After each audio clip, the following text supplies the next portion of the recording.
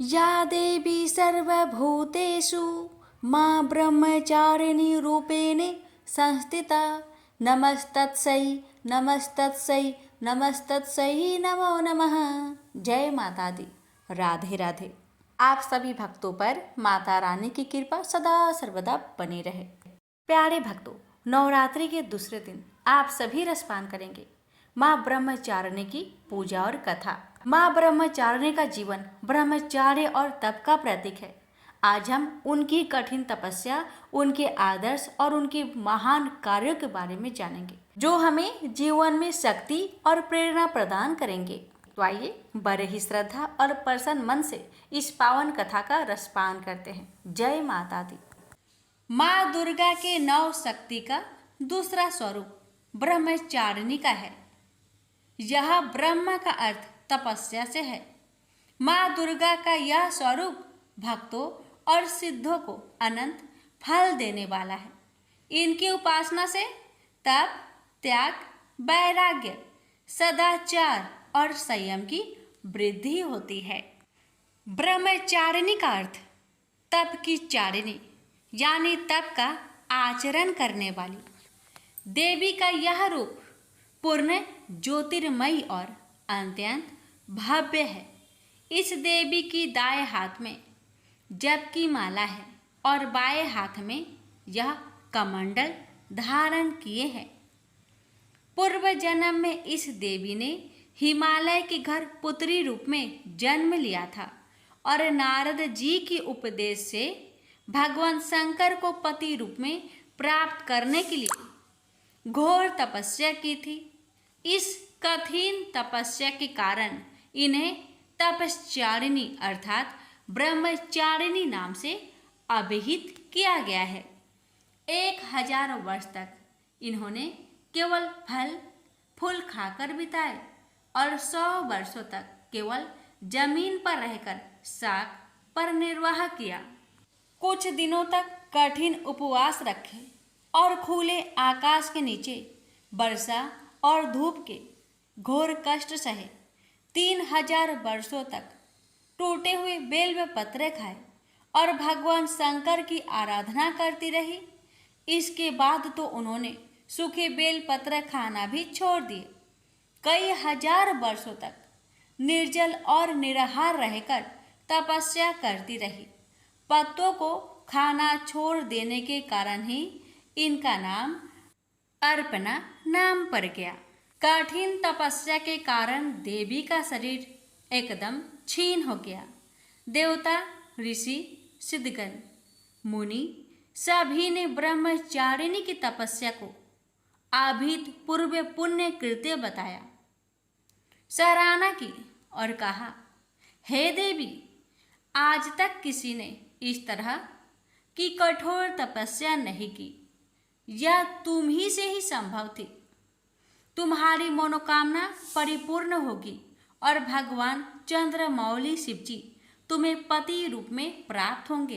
अब तपस्या छोड़कर घर लौट जाओ। जल्द ही तुम्हारे पिता तुम्हें बुलाने आ रहे हैं।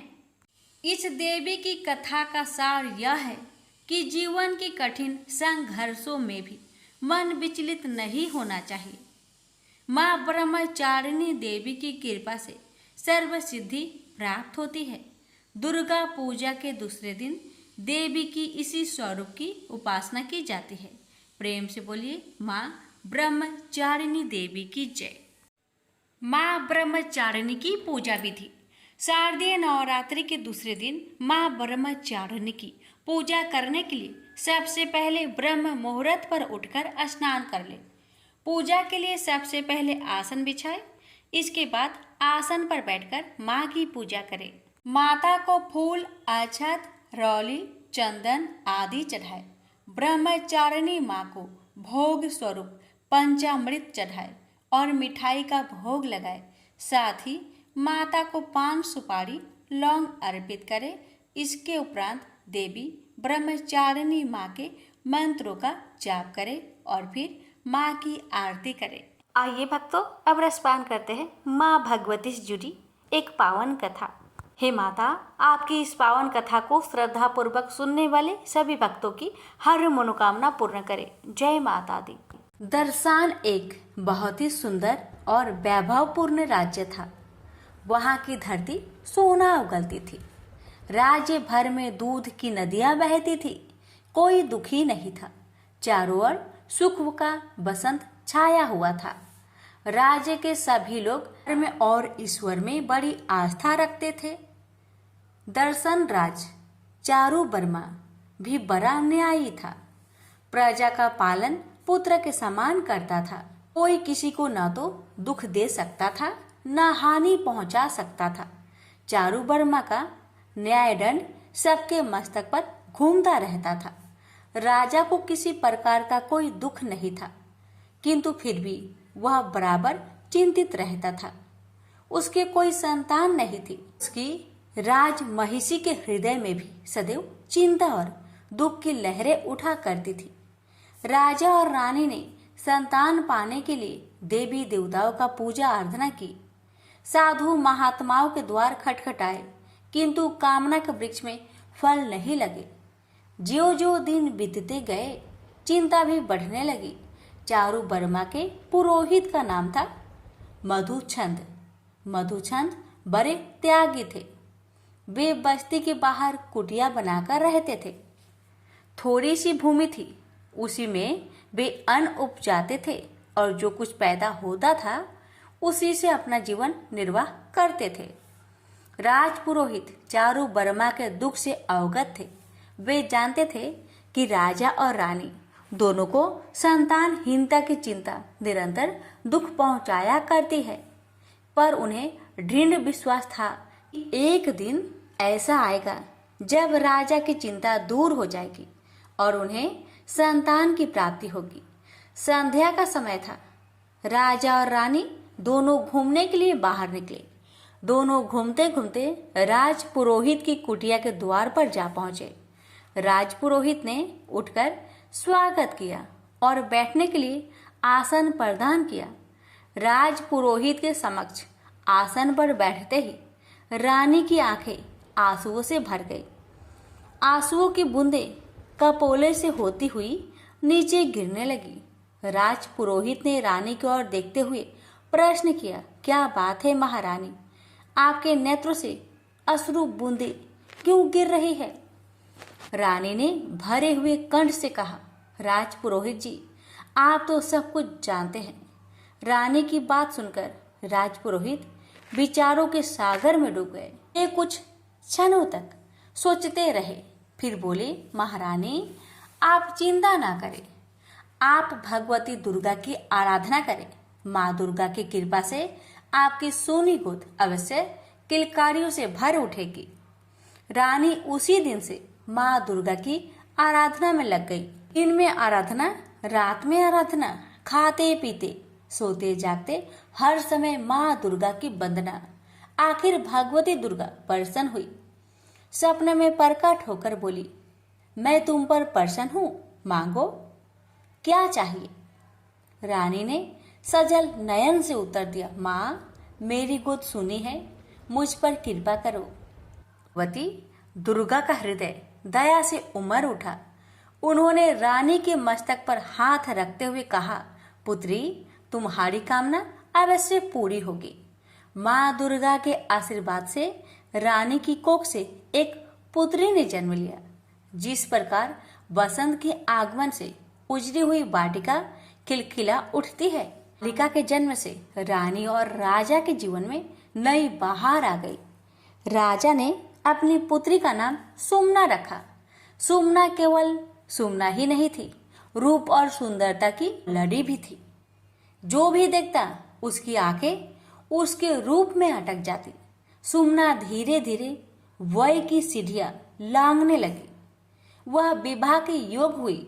उसके रूप और सौंदर्य की मधु गंध चारों ओर छिटक पड़ी। देश विदेश के राजकुमार उसे पाने के लिए ललचा उठे। चारू वर्मा ने सुमना के विवाह का स्वयंवर रचा। देश विदेश के राजकुमार स्वयंवर में आए। सबने मन में सुमना को पाने की अभिलाषा ज्वार की तरह उठ रही थी। सुमना हाथ में बरमाला लिए स्वयंवर मंडप में घूमने लगी। उस मान ने सोचा कि सुमना उसी के गले में बरमाला डालेगी। महानाद ने भी सोचा कि सुमना उसी को स्वीकार करेगी, पर सुमना ने न तो बसपुमान के गले में बरमाला डाली, न उसने महानाद को ही स्वीकार किया। वह वैवस्वत मनु के पोते दम कुमार को देखकर मुस्कुराई और देखते ही देखते उसके गले में बरमाला डाल दी। दम कुमार बारात लेने अपने राज्य में चला गया, पर उसके आने से पूर्व ही बसपुमान और महानाद ने सुमना का अपहरण कर लिया। वे उसे एक वन में ले गए और कड़े पहरे में रखकर उसे अपनी पत्नी बनाने के लिए विवश करने लगे। उधर जब दम कुमार बारात लेकर आया तो सुमना के अपहरण के बारे में मालूम हुआ कि भुजाएं भड़क उठी। घोड़े पर सवार हो वह सुमना की खोज में निकल पड़ा। वह घोड़े को बेग से दौड़ाता हुआ वन में उस जगह जा पहुंचा जहां सुमना कड़े पहरे में रखी हुई थी। दम कुमार हाथ में खड्ग लेकर बसपुमान और महानाद पर टूट पड़ा। भयंकर युद्ध होने लगा। दम कुमार अकेला था, उधर वपुष्मान और महानाद के साथ थे। उनके कई साथी दम कुमार धीरे धीरे थकने लगे। ऐसा लगा जैसे वह रण के मैदान में गिर पड़ेगा। व्याकुल हो उठी। उसने सजल आंखों से भगवती दुर्गा का स्मरण किया। माँ, मेरे सौभाग्य की रक्षा करो। माँ दुर्गा की कृपा से दम कुमार की थकी हुई भुजाओं में नया जोश लहर उठा। वह काल की तरह प्रचंड बनकर शत्रु पर टूट पड़ा। देखते ही देखते उसने सबको मौत के घाट उतार दिया। इस समय चारू वर्मा भी अपने सैनिकों के साथ वहां आ पहुंचा। उसने दम कुमार की पीठ थपथपाते हुए कहा, मुझे तुम पर गर्व है। सुमना ने तुम्हारा ठीक ही वरण किया है। माँ दुर्गा की कृपा से चारू वर्मा ने बड़ी धूमधाम के साथ सुमना का विवाह दम कुमार के साथ कर दिया।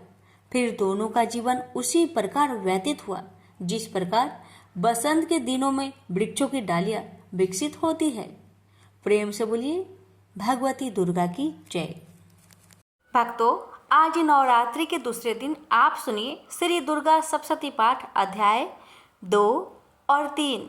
हे माता रानी, आपकी इस पावन कथा की महिमा को जो भी भक्त श्रद्धा पूर्वक सुने उस भक्त पर अपनी कृपा सदा बनाए रखे। जय माता दी। भक्तों, श्री दुर्गा सप्तशती पाठ के दूसरे अध्याय में आप सुनेंगे देवताओं के तेज से देवी की प्रादुर्भाव और महिषासुर की सेना की वध की कथा। महर्षि मेधा बोले, प्राचीन काल में देवताओं और असुरों में पूरे 100 वर्ष तक घोर युद्ध हुआ था। उनमें असुरों का स्वामी महिषासुर था और देवराज इंद्र देवताओं के नायक थे। इस युद्ध में देवताओं की सेना परास्त हो गई थी और इस प्रकार संपूर्ण देवताओं को जीत महिषासुर इंद्र बन बैठा था।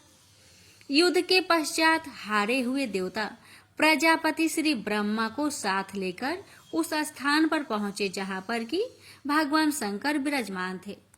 देवताओं ने अपनी हार का सारा वृत्तांत भगवान श्री विष्णु और शंकर जी से कह सुनाया। वह कहने लगे, प्रभु, महिषासुर सूर्य, इंद्र, अग्नि, वायु, चंद्रमा, यम, वरुण तथा अन्य देवताओं के सब अधिकार छीनकर सबका अधिष्ठात्र स्वयं बन गया है।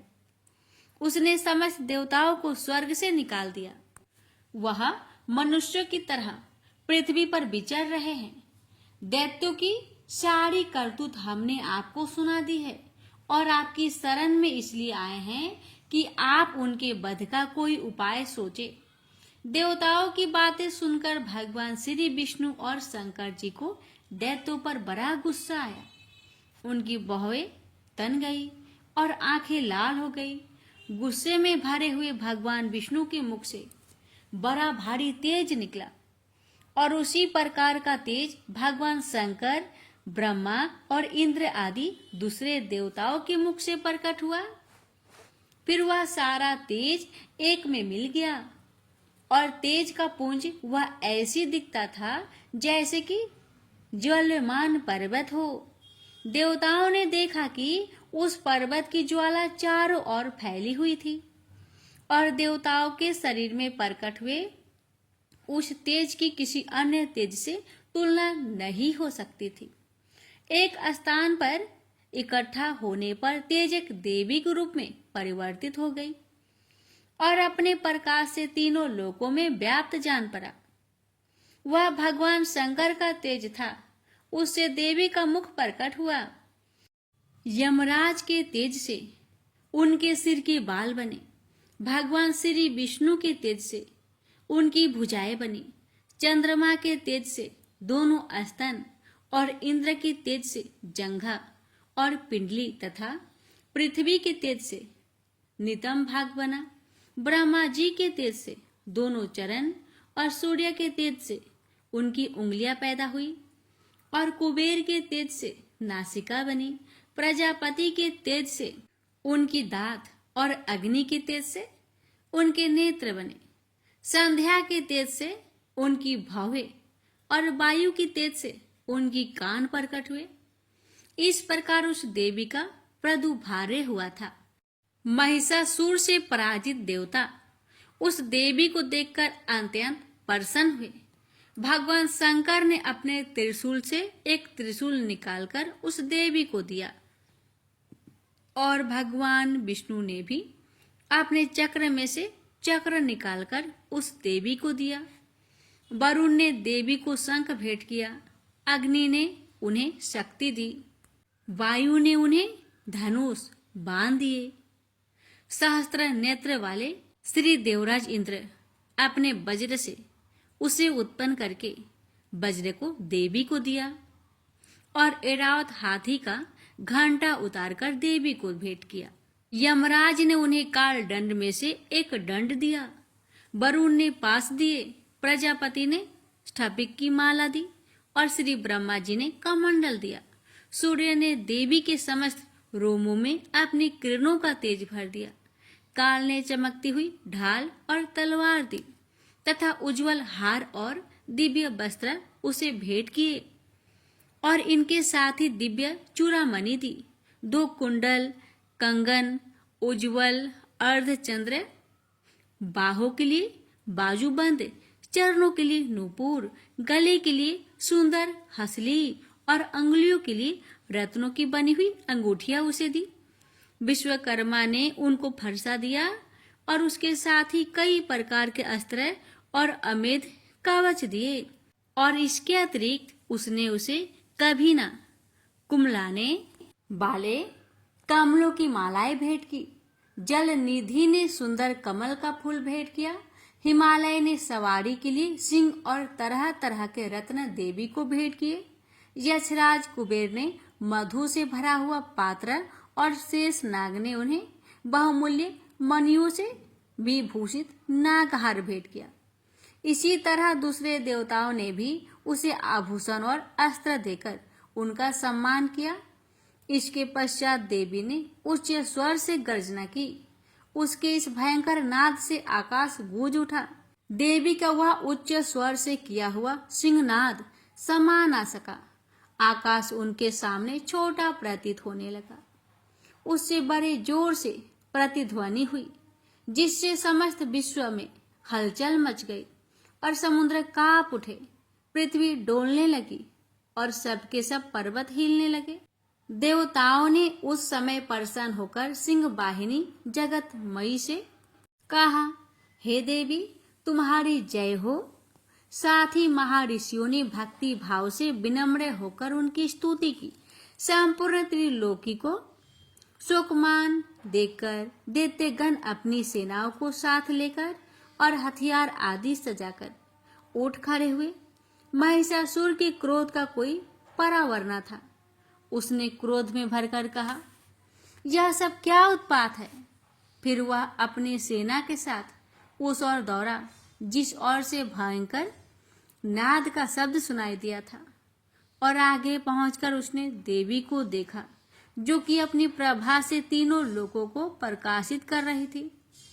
उसके चरणों के भार से पृथ्वी दबी जा रही थी। माथे के मुकुट से आकाश में एक रेखा सी बन रही थी और उसके धनुष के टंकार से सब लोग क्षुब्ध हो रहे थे। देवी अपनी सहस्त्रों भुजाओं को संपूर्ण दिशाओं में फैलाए खड़ी थी। इसके पश्चात उनका दैत्यों के साथ युद्ध छिड़ गया और कई प्रकार के अस्त्र शस्त्रों से सबकी सब दिशाएं उद्भासित होने लगी। महिषासुर की सेना का सेनापति चिछुर नामक एक महान असुर था। वह आगे बढ़कर देवी के साथ युद्ध करने लगा और दूसरे दैत्यों की चतुरंगिनी सेना साथ लेकर चामर में रहने लगा और 60,000 महारथियों को साथ लेकर उदग्र नामक महादैत्य आकर युद्ध करने लगा और महाहनु नामक असुर 1 करोड़ रथियों को साथ लेकर असीलोमा नामक असुर 5 करोड़ सैनिकों को साथ लेकर युद्ध करने लगा। बास्कल नामक असुर 60 लाख असुरों के साथ युद्ध में आ डटा। बिडाल नामक असुर 1 करोड़ रथियों सहित लड़ने को तैयार था।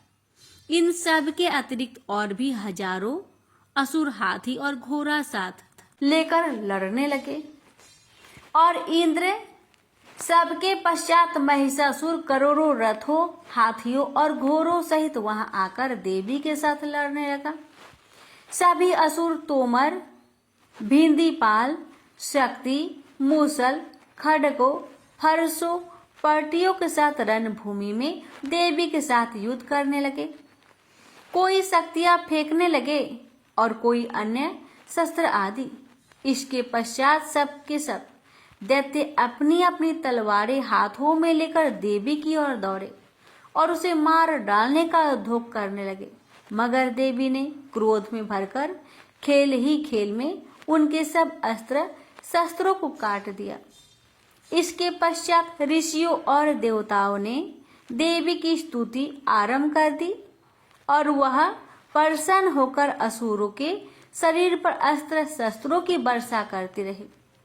देवी के वाहन भी क्रोध में भरकर दैत्य सेना में इस तरह विचरने लगा जैसे कि वन में दावानल फैला रहा हो। युद्ध करती हुई देवी ने क्रोध में भर जिस पर श्वासों को छोड़ा वह तुरंत ही सैकड़ों हजारों गणों के रूप में परिवर्तित हो गए। फरसे, भिंदीपाद, खड्ग तथा पाडिस इत्यादि अस्त्रों के साथ दैत्यों से युद्ध करने लगे। देवी की शक्ति से बढ़े हुए वह गण दैत्यों का नाश करते हुए ढोल, शंख व मृदंग आदि बजा रहे थे। तदंतर देवी ने त्रिशूल, गदा, शक्ति, खड्ग इत्यादि से सहस्त्रों असुरों को मार डाला। कितने को घंटे की भयंकर आवाज से ही यमलोक पहुंचा दिया। कितने ही असुरों को उसने पास में बांधकर पृथ्वी पर धर घसीटा। कितनों को अपनी तलवार से टुकड़े टुकड़े कर दिए और कितनों को गदा की चोट से धरती पर सुला दिया। कई दैत्य मूसल की मार से घायल होकर रक्त बामन करने लगे और कई शूल से छाती फट जाने के कारण पृथ्वी पर लेट गए और कितनों की बाण वर्षा से कमर टूट गई। देवताओं को पीड़ा देने वाले दैत्य कट कट कर मरने लगे। कितने की बाहें अलग हो गई, कितनों की ग्रीवाएं कट गई, कितनों के सिर कटकर धूप भूमि पर लुढ़क गए, कितनों के शरीर बीच में से कट गए और कितनों की जंघाएं कट गई और वह पृथ्वी पर गिर पड़े। कितने ही सिरों व टांगों के कटने पर भी भूमि पर से उठ खड़े हुए और अस्त्र हाथ में लेकर देवी से लड़ने लगे और कई दैत्यगण भूमि में बाजों की ध्वनि के साथ नाच रहे थे। कोई असुर जिनके सिर कट चुके थे बिना सिर के धड़ से ही हाथ में अस्त्र लिए हुए लड़ रहे थे। दैत्य रह रहकर ठहरो ठहरो कहते हुए देवी को युद्ध के लिए ललकार रहे थे। जहां पर यह घोर संग्राम हुआ था वहां की भूमि रथ, हाथी, घोड़े और असुरों की लाशों से भर गई थी और असुर सेना के बीच में रक्तपात होने के कारण रुधिर की नदियां बह रही थी और इस तरह देवी ने असुरों की विशाल सेना को क्षण भर में इस तरह से नष्ट कर डाला जैसे तृण काष्ठ के बड़े समूहों को अग्नि नष्ट कर डालती है। और देवी का सिंह भी गर्दन के बालों को हिलाता हुआ और बड़ा शब्द करता हुआ असुरों के शरीर से मानो उनके प्राणों को ढूंढ रहा था। वहां देवी के गणों ने जब दैत्य के साथ युद्ध किया तो देवताओं ने प्रसन्न होकर आकाश से उन पर पुष्प वर्षा की। प्रेम से बोलिए जय माता दी। भक्तों, तीसरे अध्याय में आप रसपान करेंगे सेनापतियों सहित महिषासुर का वध की कथा। महर्षि मेधा ने कहा, महिषासुर की सेना नष्ट होती देखकर उस सेना का सेनापति चिछूर क्रोध में भर देवी के साथ युद्ध करने के लिए आगे बढ़ा। वह देवी पर इस प्रकार बाणों की वर्षा करने लगा मानो सुमेरु पर्वत पानी की धार बरसा रहा हो। इस प्रकार देवी ने अपने बाणों से उसके बाणों को काट डाला तथा उसके घोड़ों व सारथी को मार दिया। साथ ही उसके धनुष और उसकी अत्यंत ऊंची ध्वजा को भी काट कर नीचे गिरा दिया। उसका धनुष कट जाने के पश्चात उसके शरीर के अंगों को भी अपने बाणों से बीध दिया। धनुष घोड़ों और सारथी के नष्ट होने पर वह असुर ढाल और तलवार लेकर देवी की तरफ आया। उसने अपनी तीक्ष्ण धार वाली तलवार से देवी के सिंह के मस्तक पर प्रहार किया और बड़े वेग से देवी की बाई भुजा पर वार किया। किंतु देवी की बाई भुजा को छूते ही उस दैत्य की तलवार टूटकर 2 टुकड़े हो गए। इससे दैत्य ने क्रोध में भरकर शूल हाथ में लिया और भद्रकाली देवी की ओर फेंका।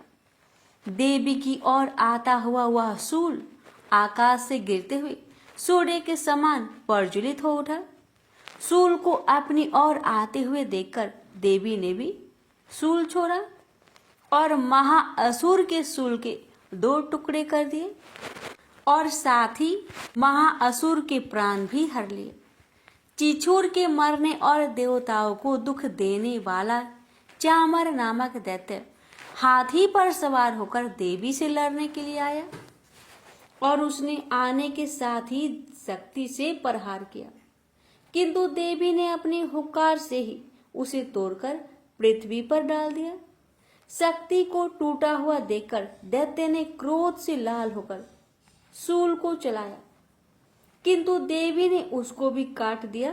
इतने में देवी का सिंह उछलकर हाथी के मस्तक पर सवार हो गया और दैत्य के साथ बहुत ही तीव्र युद्ध करने लगा। और फिर वह दोनों लड़ते हुए हाथी पर से पृथ्वी पर आ गिरे और दोनों बड़े क्रोध से लड़ने लगे। फिर सिंह बड़े जोर से आकाश की ओर उछला और जब पृथ्वी की ओर आया तो अपने पंजे से चामर का सिर धड़ से अलग कर दिया। क्रोध में भरी हुई देवी ने शीला और वृक्ष आदि की चोटों से उदग्र को भी मार दिया। कराल को दांतों, मुख को और थप्पड़ों से चूर्ण कर डाला। क्रोध हुई देवी ने गदा के प्रहार से उद्धत दैत्य को मार गिरा दिया। भिंदीपाल से बास्कल को बाणों से ताम्र तथा अंधक को मौत के घाट उतार दिया। तीनों नेत्रों वाली परमेश्वरी ने त्रिशूल से उग्रासय, उग्रवीर्य और महामनु नामक राक्षसों को मार गिराया। उसने अपनी तलवार से बिडाल नामक दैत्य का सिर काट डाला तथा अपने बाणों से दुर्धर दुर्मुख दोनों राक्षसों को यमलोक पहुंचा दिया। इस प्रकार जब महिषासुर ने देखा कि देवी ने मेरी सेना को नष्ट कर दिया तो वह भैंसे का रूप धारण कर देवी के गणों को दुख देने लगा। उन गणों में कितनों को उसने मुख के प्रहार से, कितनों को खुरों से, कितनों को पूंछ से, कितनों को सिंहों से, बहुतों को दौड़ने के वेग से, अनेकों को सिंहनाद से, कितनों को चक्कर देकर और कितनों को निश्वास वायु के झोंके से पृथ्वी पर गिरा दिया। इस प्रकार वह दैत्य गणों की सेना को गिरा देवी के सिंह को मारने के लिए दौड़ा। इस पर देवी को बड़ा गुस्सा आया।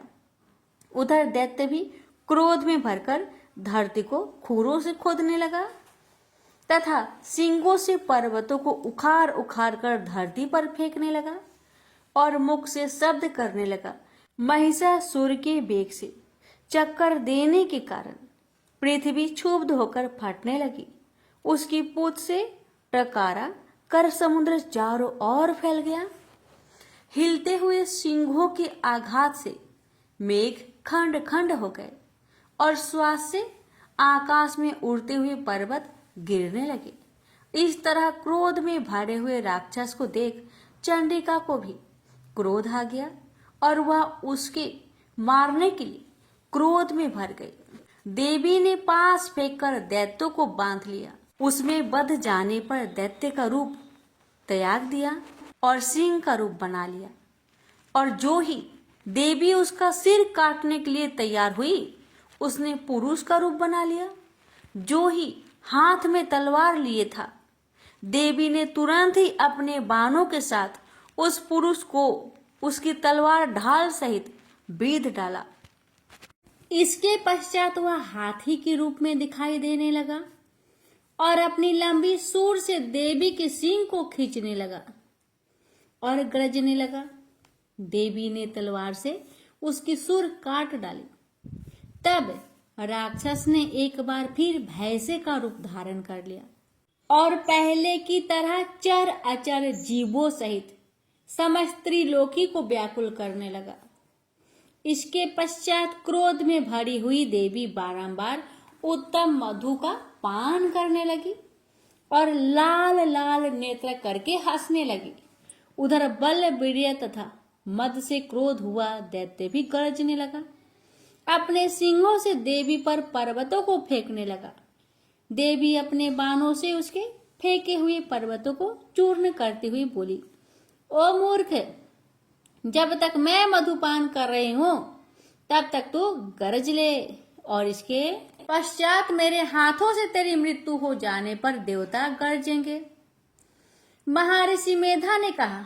यूं कहकर देवी उछलकर उस दैत्य पर जा चढ़ी और उसको अपने पैर से दबाकर सूल से उसके गले पर आघात किया। देवी के पैर से दबने पर भी दैत्य ने अपने दूसरे रूप से अपने मुख से बाहर होने लगा। अभी वह आधा ही बाहर निकला हुआ था कि देवी ने अपने प्रभाव से उसे रोक दिया। जब वह आधा निकला हुआ ही दैत्य युद्ध करने लगा तो देवी ने अपनी तलवार से उसका सिर काट दिया। इसके पश्चात सारी राक्षस सेना हाहाकार करती हुई वहां से भाग खड़ी हुई और सब देवता अत्यंत प्रसन्न हुए और ऋषियों महर्षियों सहित देवी की स्तुति करने लगे। गंधर्वराज गान करने तथा अप्सराएं नृत्य करने लगी। प्रेम से बोलिए जय माता दी। माता रानी आप सभी भक्तों पर अपनी कृपा सदा बनाए रखे। भक्तों, अब हम अगला अध्याय कल के वीडियो में सुनेंगे। देवी माता के आशीर्वाद आप पर और आपके पूरे परिवार पर सदा बनी रहे, यही हमारी शुभकामनाएं हैं। जय माता दी। भक्तों, अब रसपान करेंगे देवी कवच। जो भक्त नवरात्रि के दौरान 9 दिन तक इस कवच को श्रद्धा पूर्वक सुनता है उस भक्त की ऐसी कोई कामना शेष नहीं रह जाती जो कि माता की कृपा से पूर्ण न हो। तो आइए रसपान करते हैं देवी कवच पाठ यानी दुर्गा कवच पाठ। पौराणिक मान्यता है कि मंत्रों में बहुत शक्ति होती है। अगर इस मंत्रों को सही से पढ़ा जाए तो प्रतिकूल कंपन को अधिक सकारात्मक और आकर्षक कंपन में बदलने की क्षमता होती है। अगर आप अपने चारों ओर फैली नकारात्मकता से परेशान हैं और आपको कोई रास्ता नहीं दिखाई पड़ रहा तो आपको दुर्गा कवच का पाठ करना चाहिए। ऐसा कहा जाता है कि वह व्यक्ति जो ईमानदारी से भक्ति और सही उच्चारण के साथ नियमित रूप से दुर्गा कवच को पढ़ता या सुनता है वह सभी बुराइयों से संरक्षित रहता है। 18 प्रमुख पुराणों में से एक मार्कंडेय पुराण के अंदर दुर्गा कवच, देवी कवच के श्लोकों का उल्लेख है। दुर्गा कवच दुर्गा सप्तशती का एक आदित्य स्रोत है। दुर्गा कवच को भगवान ब्रह्मा ने ऋषि मार्कंडेय को सुनाया और इसमें 47 श्लोक शामिल है। इसके बाद 9 श्लोकों में फल श्रुति लिखित है। फल श्रुति का अर्थ होता है कि मंत्रों को सुनने या पढ़ने से क्या फल प्राप्त होता है।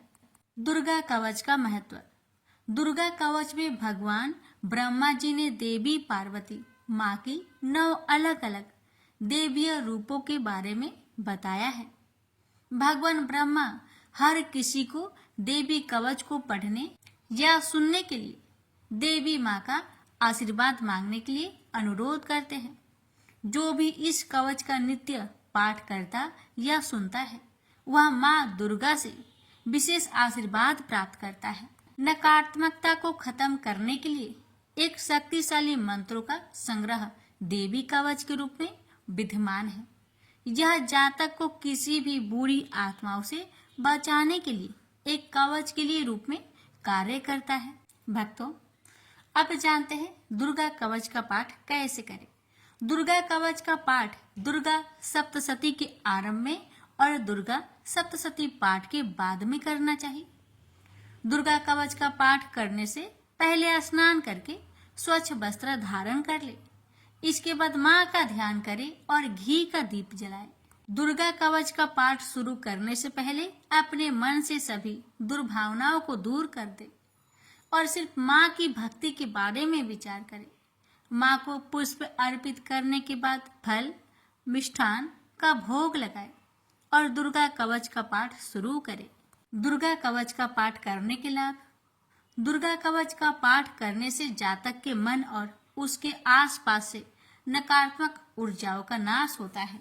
दुर्गा कवच का पाठ करने से जातक को प्रेत बाधा जैसी समस्याओं से जल्दी मुक्ति मिल जाती है। दुर्गा कवच का पाठ करने से अकाल मृत्यु जैसे संकट दूर होते हैं। दुर्गा कवच का पाठ करने से बड़े से बड़े संकट का निवारण होता है। दुर्गा कवच का पाठ करने से असाध्य रोगों से मुक्ति मिलती है। इतना ही नहीं, दुर्गा कवच का पाठ से न्यायालय से जुड़ी मामलों में जीत हासिल होती है। भक्तों, इस पावन दुर्गा कवच का पाठ करने से इतना ही नहीं, शत्रुओं में भी विजय हासिल होती है। अब जानिए दुर्गा कवच पाठ करने के कुछ नियम। दुर्गा कवच करते समय शब्दों के उच्चारण का विशेष ध्यान देना चाहिए। अगर आप संस्कृत में पाठ नहीं कर पा रहे तो हिंदी में पाठ करें, लेकिन गलत उच्चारण में इसका पाठ कभी न करें। दुर्गा कवच का पाठ करते समय प्याज, लहसुन, तंबाकू, मांस, मदिरा और किसी भी प्रकार के तामसिक भोजन को ना ग्रहण करें। दुर्गा कवच का पाठ करते समय पूर्ण ब्रह्मचर्य का पालन करना चाहिए। दुर्गा कवच का पाठ करते समय मन में कोई भी छल कपट, लोभ, लालच को नहीं रखना चाहिए और सच्चे मन से माँ की आराधना करनी चाहिए। दुर्गा कवच का पाठ करते समय स्वच्छ और सुगंधित वातावरण होना चाहिए। आसपास गंदगी ना हो, इसका विशेष ध्यान देना चाहिए। आइए रसपान करते हैं। श्री दुर्गा कवच पाठ प्रारंभ है। महर्षि मार्कंडेय बोले, हे पितामह, संसार में जो गुप्त हो और मनुष्यों की सब प्रकार से रक्षा करता हो और जो आपने किसी को आज तक न बताया हो, वह कवच मुझे बताइए। श्री ब्रह्मा जी कहने लगे, अत्यंत गुप्त व सब प्राणियों की भलाई करने वाला कवच मुझसे सुनो। प्रथम शैलपुत्री, दूसरी ब्रह्मचारिणी, तीसरी चंद्र घंटा, चौथी कुष्मांडा, पांचवी स्कंद माता, छठी कात्यायनी, सातवीं कालरात्रि, आठवीं महागौरी, नौवीं सिद्धिदात्री। यह देवी की 9 मूर्तियां हैं और यह 9 दुर्गा कहलाती है। आग में जलता हुआ रण में शत्रु से घेरा हुआ, विषम संकट में फंसा हुआ, मनुष्य आदि दुर्गा के नाम का स्मरण करे तो उनको कभी भी कोई हानि नहीं होती। रण में उसके लिए कुछ भी आपत्ति नहीं और ना उसे किसी प्रकार का दुख या डर ही होता है।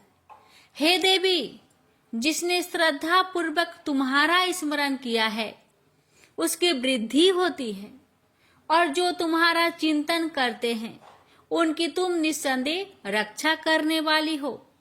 चामुंडा प्रेत पर, वारही भैंसे पर, ऐन्द्री हाथी पर, वैष्णवी गरुड़ पर आसन जमाती है। हे महेश्वरी, बैल पर, कौमारी मोर पर और हाथ में कमल लिए हुए विष्णु प्रिया लक्ष्मी जी की कमल के आसन पर विराजती है।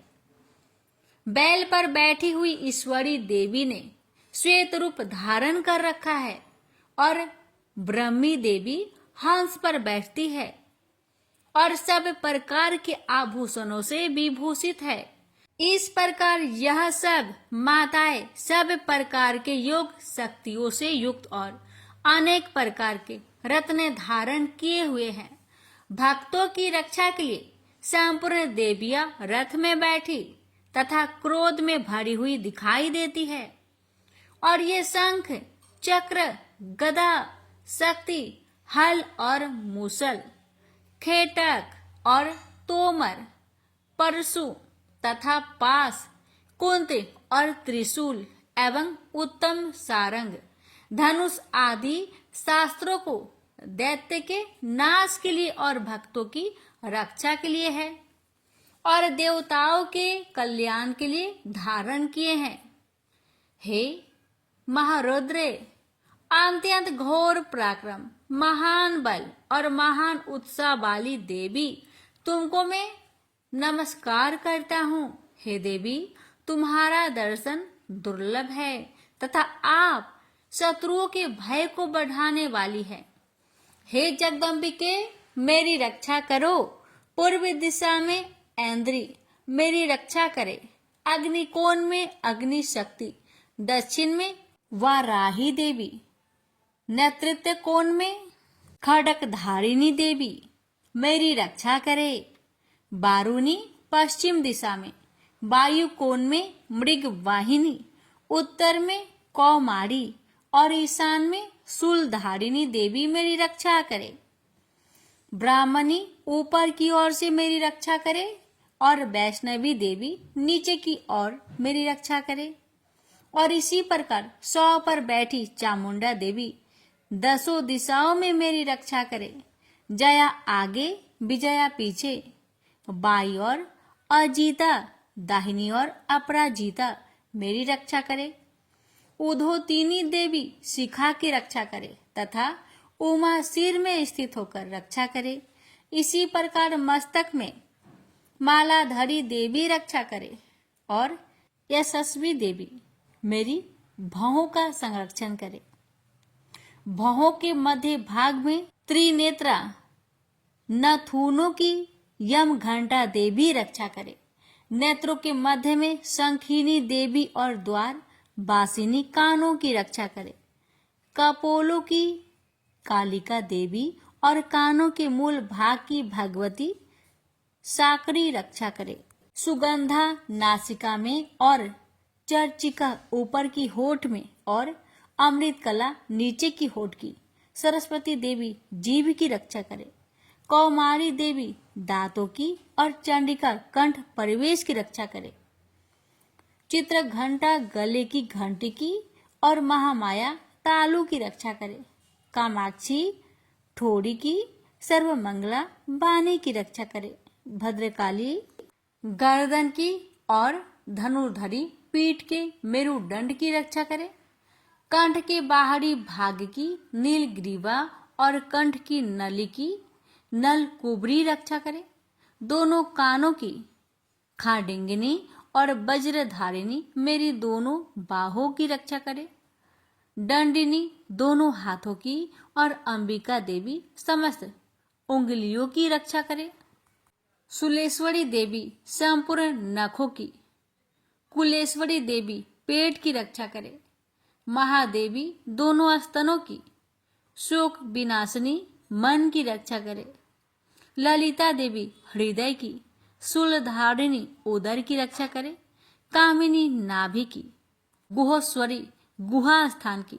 पुतना और कामिका लिंग की और महिषावाहिनी गुदा की रक्षा करे। भगवती खटी भाग में और विंध्यावासिनी घुटनों की रक्षा करे। संपूर्ण इच्छाओं को पूर्ण करने वाली महाबला देवी दोनों पिंडलियों की रक्षा करे। नरसिंही दोनों टकुनों की और तेजसी देवी दोनों पावों के पृष्ठ भाग की। श्रीधरी पावों की अंगुलियों की तथा बासनी पैर की तलुओं की। दंष्ट्रा करालिनी देवी नखों की। ऊर्ध केशविनी केशों की। बागेश्वरी त्वचा की रक्षा करे। रोमा बलियों के छेद्रों की। कौबेरी और त्वचा की बागेश्वरी देवी रक्षा करे। पार्वती देवी रक्त मज्जा बसा मांस हड्डी की रक्षा करे। कालरात्रि आंतों की रक्षा करे। मुकुटेश्वरी देवी पित्त की। पद्मावती कमल कोश की। चूड़ामणि कफ की रक्षा करे। ज्वालामुखी नसों के जल की रक्षा करे। अभेदा देवी शरीर के सब जोड़ों की रक्षा करे। ब्राह्मणी मेरे वीर्य की। छत्रेश्वरी छाया की और धर्म धारिणी मेरे अहंकार मन तथा बुद्धि की रक्षा करे। प्राण अपान समान उदान और व्यान की। वज्रहस्ता देवी रक्षा करे। कल्याण शोभना मेरे प्राण की रक्षा करे। रस रूप गंध शब्द और स्पर्श इन विषयों का अनुभव करते समय योगिनी देवी मेरी रक्षा करे तथा मेरे सत्वगुण रजोगुण तमोगुण की रक्षा नारायणी देवी करे। आयु की रक्षा बाराही देवी करे। वैष्णवी धर्म की तथा चक्रिनी देवी मेरी यश कृति लक्ष्मी धन विद्या की रक्षा करे। इंद्राणी मेरे शरीर की रक्षा करे और हे चंडिके आप मेरे पशुओं की रक्षा करें। महालक्ष्मी मेरे पुत्रों की रक्षा करे और भैरवी मेरी पत्नी की रक्षा करे।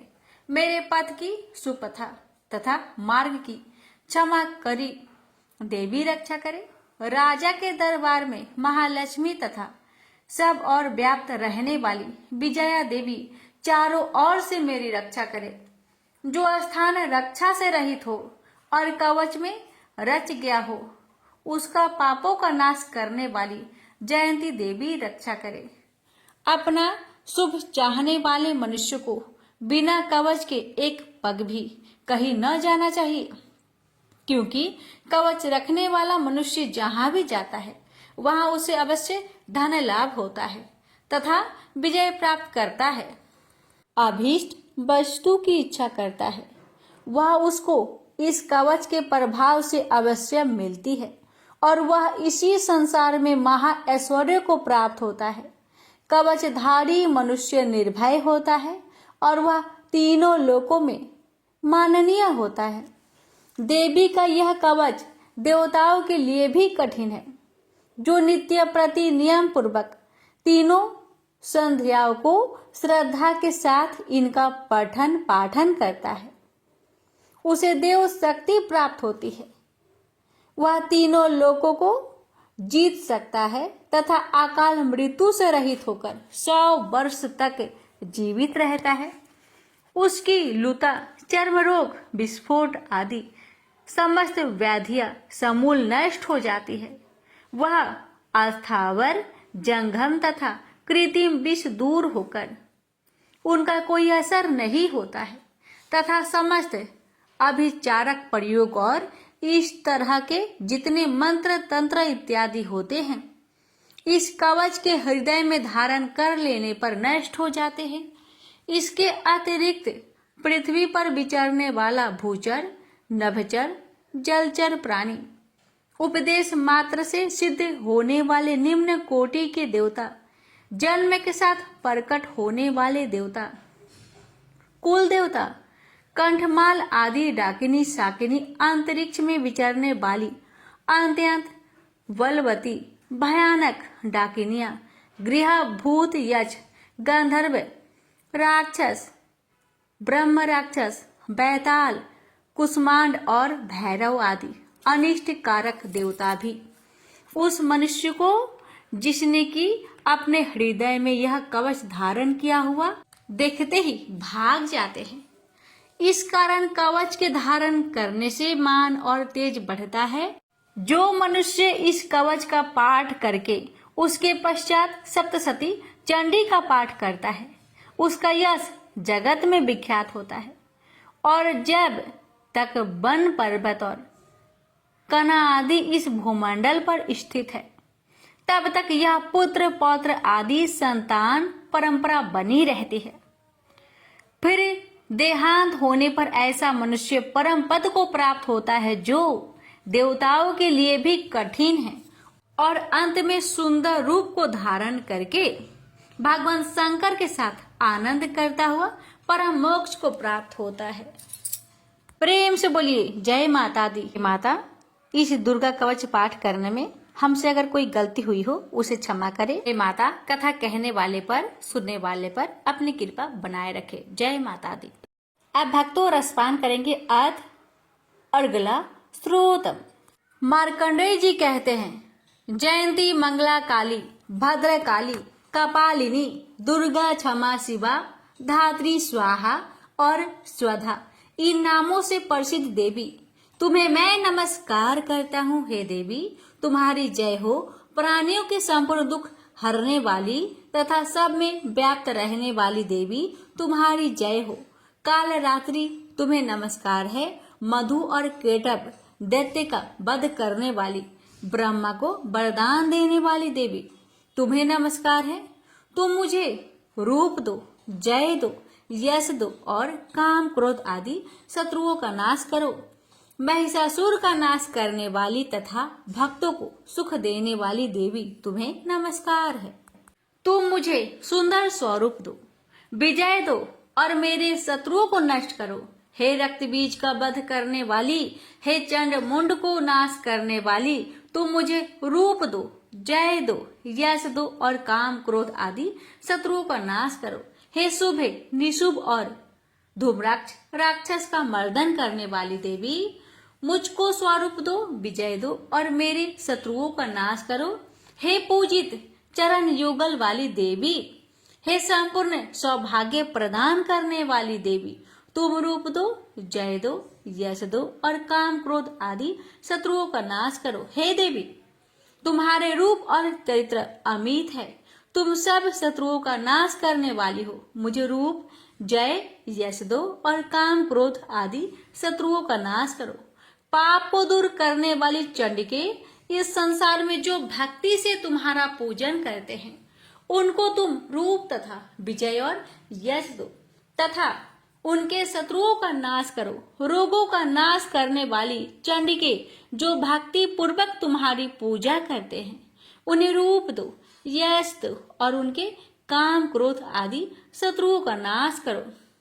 हे चंडिके, इस संसार में जो भक्ति से तुम्हारी पूजा करते हैं, उनको तुम विजय और यश दो तथा उनके शत्रुओं का नाश करो। हे देवी, मुझे सौभाग्य दो और आरोग्य दो, परम सुख दो, रूप दो, जय दो, यश दो और मेरे काम क्रोध आदि शत्रुओं का नाश करो। हे देवी, जो मुझसे वैर रखते हैं उनका नाश करो और मुझे अधिक बल प्रदान कर रूप, जय, यश दो और मेरे शत्रुओं का संहार करो। हे देवी, मेरा कल्याण करो और मुझे उत्तम संपत्ति प्रदान करो। रूप, जय, यश दो और काम क्रोध आदि शत्रुओं का नाश करो। हे देवता तथा राक्षसों के मुकुट रत्नों से स्पर्श किए हुए चरणों वाली देवी, हे अंबिके, मुझे रूप दो, विजय तथा यश दो और मेरे शत्रुओं का नाश करो। और हे देवी, अपने भक्तों को विद्वान, कीर्तिवान और लक्ष्मीवान बनाओ और उन्हें रूप दो, उन्हें जय दो और उनके शत्रुओं का नाश करो। हे प्रचंड दैत्यों के अभिमान का नाश करने वाली चंडिके, मुझे शरणागत को रूप दो, विजय दो, यश दो और मेरे शत्रुओं का नाश करो। हे चार भुजाओं वाली, हे ब्रह्मा द्वारा प्रशंसित परमेश्वरी, आप मुझे रूप दो, जय दो, यश दो और मेरे शत्रुओं को नष्ट करो। निरंतर भक्ति से भगवान विष्णु से सदा स्तुति की हुई हे अंबिके, रूप यश जय दो और मेरे शत्रुओं को नष्ट करो। हिमाचल कन्या पार्वती के भगवान शंकर से स्तुति की हुई है परमेश्वरी, मुझे रूप जय यश दो और मेरे शत्रुओं का नाश करो। इंद्राणी के पति इंद्र के द्वारा सद्भाव से पूजित होने वाली परमेश्वरी, मुझे तुम रूप दो, जय दो, यश दो और काम क्रोध आदि शत्रुओं को नष्ट करो। प्रचंड भुजदंड से दैत्यों के घमंडों को नष्ट करने वाली, मुझे रूप दो, जय दो, यश दो और मेरे शत्रुओं का नाश करो। हे देवी, तुम अपने भक्तों को सदा असीम आनंद देती हो, मुझे रूप जय यश दो और मेरे काम क्रोध आदि शत्रुओं को नष्ट करो। देवी, मेरी इच्छा अनुसार चलने वाली सुंदर स्त्री मुझे प्रदान करो कि संसार सागर से तरने वाली तथा उत्तम कुल में उत्पन्न हुई हो। जो मनुष्य पहले इस स्रोतम का पाठ करता है और फिर सप्तशती रूपी महास्रोत का पाठ करता है, वह सप्तशती की जप संख्या से मिलने वाले श्रेष्ठ फल को प्राप्त होता है और उसके साथ ही उसे प्रचुर धन भी प्राप्त होता है।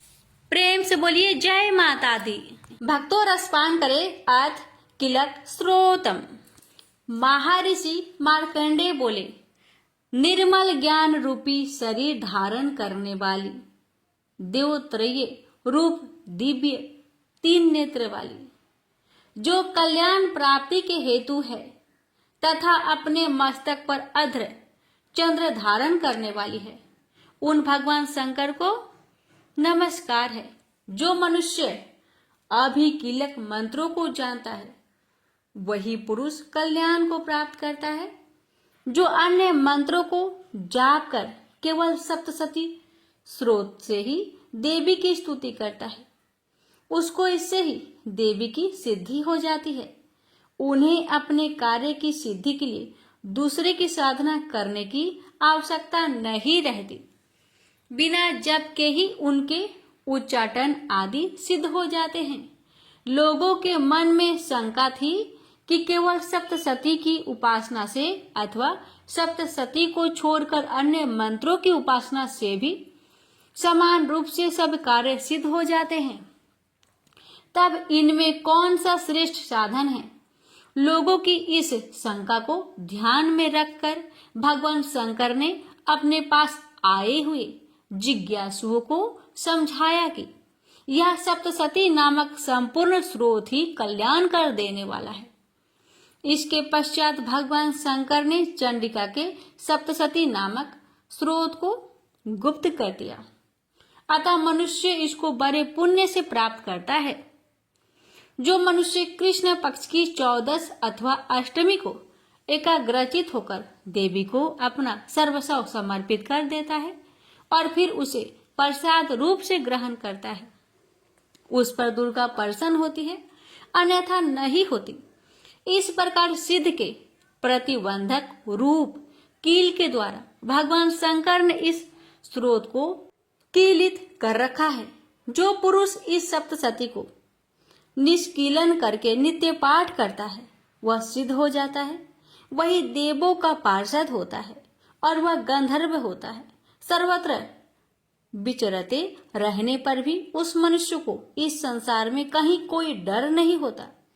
वह आप मृत्यु के बस में नहीं पड़ता और मरकर मोक्ष की प्राप्ति हो जाती है। किंतु इस कीलक की विधि को जानकर ही सप्तशती का पाठ करना चाहिए। जो ऐसा नहीं करता वह नष्ट हो जाता है।